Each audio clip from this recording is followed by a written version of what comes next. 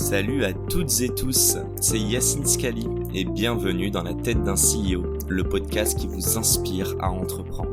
Je vous propose tous les lundis une conversation authentique avec des entrepreneurs et des figures hyper inspirantes pour, je l'espère, vous permettre à votre tour de réaliser tous vos projets et impacter notre société positivement. N'hésitez pas à vous abonner au podcast et nous dire ce que vous en pensez en commentaire. Sans plus attendre, je vous souhaite un excellent épisode.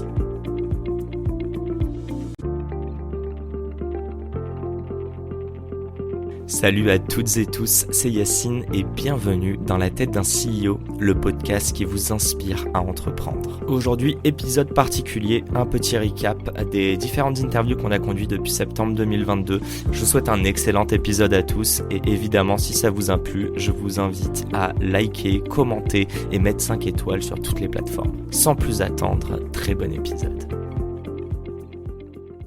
C'est quoi le conseil le plus sous-coté que tu aimerais adresser à notre audience ?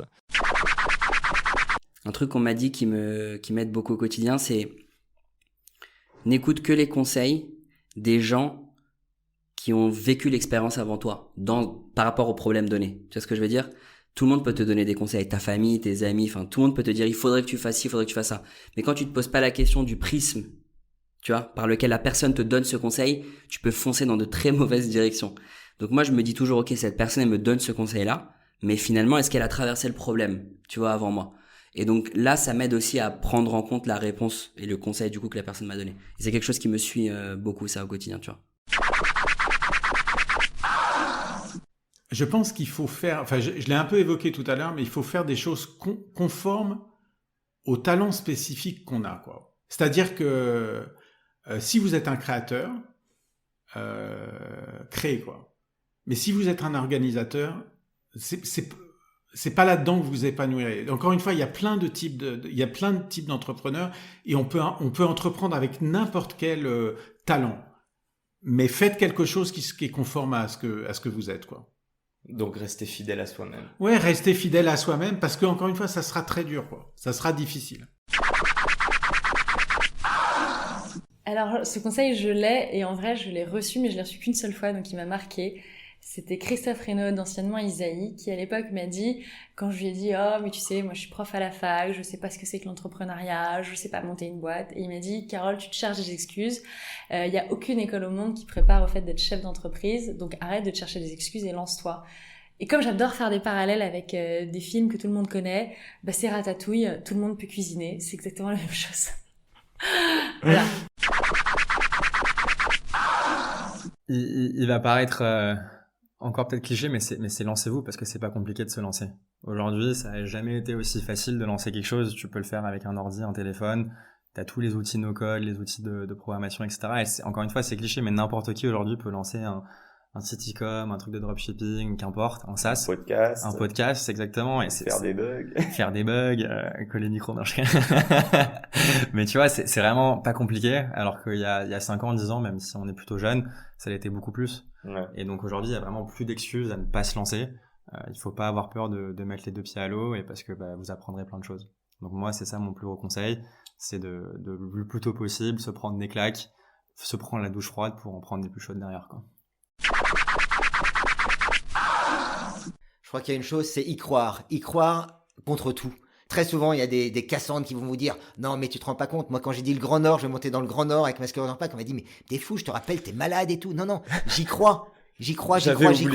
Et j'ai un drive parce que j'y crois et je pense que c'est ça, tu me demandais tout à l'heure, qu'est-ce qui fait que les gens te suivent ? C'est que j'y crois, j'ai envie, je lâche rien. Et donc vraiment, croyez-y, lâchez rien et allez au bout et vous allez voir, c'est juste magique.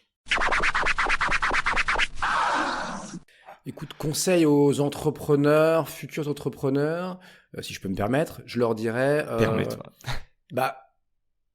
Prenez beaucoup de conseils.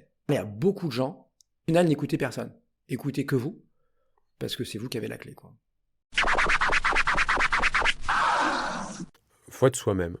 Déjà, faut pas chercher à être une autre personne que soi, parce que je pense que à la fin, on est toujours démasqué. Et être curieux, c'est la base. Vraiment, les sources d'inspiration, elles sont multiples. Et si vous êtes curieux, ouvert, attentif à ce qui vous entoure, à ce qui est différent de vous, c'est pour moi la meilleure des sources d'inspiration. Déjà, se connaître et savoir si c'est fait pour soi, c'est hyper important. Beaucoup de gens veulent le faire parce que c'est un peu l'effet de mode, mais ce qui est très bien.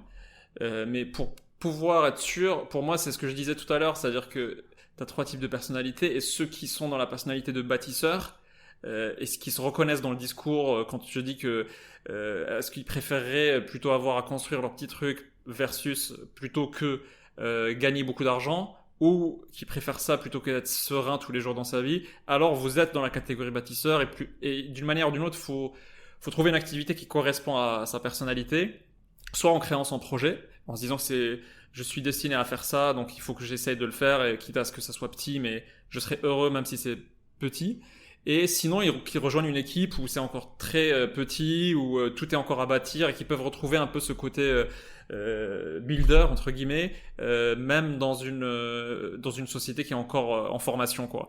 Et un des conseils, je pense, que j'aurais aimé avoir quand j'étais étudiant, c'était qu'il faut faire un maximum de projets avec ses camarades de classe, pour pouvoir les connaître, savoir comment on peut bosser avec eux, etc.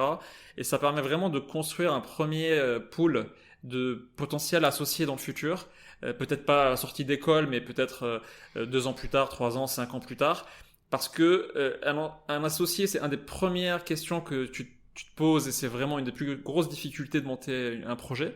Et tu n'as pas eu assez de gens avec qui tu as bossé, avec qui tu as testé s'ils sont assez bons pour toi, s'ils travaillent bien avec toi. Et le fait d'avoir fait un maximum pendant des études, un maximum de projets avec des étudiants de ton école ou de ta université, où tu te testes, où tu vois comment ça se passe avec eux, ça te permet 10 ans plus tard de les rappeler, ou 5 ans, de dire écoute, c'est bon, je lance mon projet, on match très bien ensemble, vas-y, lance-toi avec moi. Donc voilà, j'aurais bien aimé avoir ce conseil quand j'étais étudiant. Je sais pas si c'est un conseil sous-coté, mais ce que je dirais, c'est juste faites-le. Enfin, en gros, commencez. Je pense qu'il y a trop de gens qui se prennent la tête à se poser trop de questions, et qui hésitent et qui juste hésitent.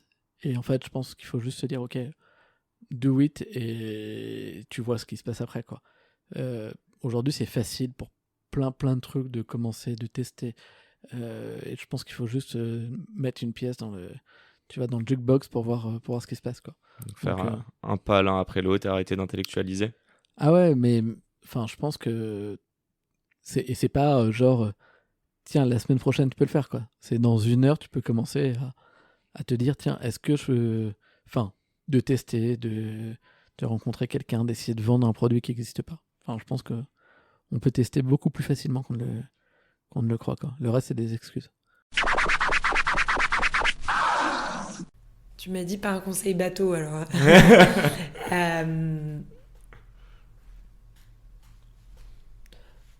Je pense que c'est de faire attention à toi, quoi.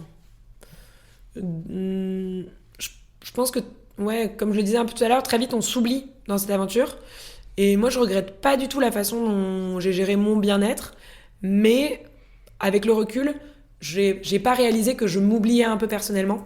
Et je pense que c'est important de se reconnaître en tant qu'individu, et pas qu'en tant uniquement que la fondatrice de Too Good To Go, en fait. Et je pense que tu te fais très rapidement, par tes salariés, par les médias, enfermer dans une partie de toi-même, puisque c'est une partie de moi-même d'avoir monté Too Good To Go, mais ne pas oublier l'autre partie, qui est aussi ta personne en soi, quoi. Bah là, ils sont encore jeunes, parce que mon fils, il a 6 ans, ma fille, elle a 2 ans et demi. Par contre, moi, je suis plus je les pousse dans leurs rêves, tu vois. Mon fils, il commence un peu plus à capter les choses. Là, il est rentré au CP. Moi, le discours que j'ai avec lui, c'est quoi que tu fasses, quoi que tu as envie de faire, fais-le à fond, et je serai toujours derrière toi pour te pousser. Tu vois, parce qu'en vrai, moi, mes parents m'ont poussé. Je pense que c'est pour ça que j'ai à peu près réussi. Mais, ouais, moi, c'est vraiment, garde ton âme d'enfant, garde ce côté rêveur. Les rêves, c'est ce qui te pousse, tu vois, c'est ce qui t'emmène loin. Et il a un peu ce côté-là, tu vois. Des fois, je me reconnais un peu en lui. Ouais, moi, je le pousse dans ça. C'est toujours un enfant de toujours, presque 2 mètres. C'est important. C'est important. Il faut garder ce truc-là, parce que quand tu le perds, au final, c'est fini. Enfin, pour moi. Hein. En tout cas, dans le métier qu'on fait, si t'as pas de rêve, à quoi bon? Soyez passionnés, faites-vous plaisir. Pourquoi? C'est un conseil parce que c'est ça qui, en vrai, à la fin, c'est ça qui reste. Parce que vous allez beaucoup travailler, vous allez faire des sacrifices, vous allez parfois gagner, parfois perdre. Mais ce qui va rester, c'est le plaisir. Et cette notion de passion. C'est ça qui va vous pousser, qui va vous driver. Moi, quand je fais ce que je fais, je me fais plaisir. Et je suis un passionné. Et à la fin, c'est ça qui crée la réussite. Hier, ce que je disais, c'est que même ceux qui ont beaucoup travaillé, à un moment donné, tu vois, la chance est arrivée. T'as vu, même la chance, elle n'arrive pas comme ça. Souvent, il y a parlé de la chance. Sûr. Mais la chance, elle arrive parce qu'on a beaucoup travaillé. En fait, je pense que le meilleur conseil, c'est d'essayer de digérer tous les conseils qu'on te donne, mais de repartir sur ce qu'on appelle des first principles. Et donc, à la fin, c'est de ne pas écouter les conseils, mais d'utiliser ces conseils pour animer ton modèle interne. Et donc, c'est vraiment passer énormément d'énergie à définir quel est ton modèle interne et ton modèle de pensée par rapport à ton marché, ta distribution, ton produit, ce que tu veux construire, ta culture. Et pas te laisser courir comme une girouette d'un conseil à l'autre, mais construire tes convictions. Je pense que c'est vraiment très important.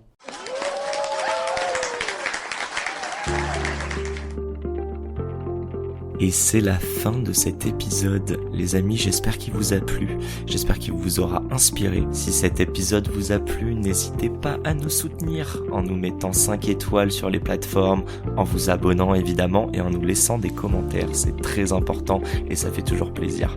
Hâte de vous retrouver la semaine prochaine. Ciao!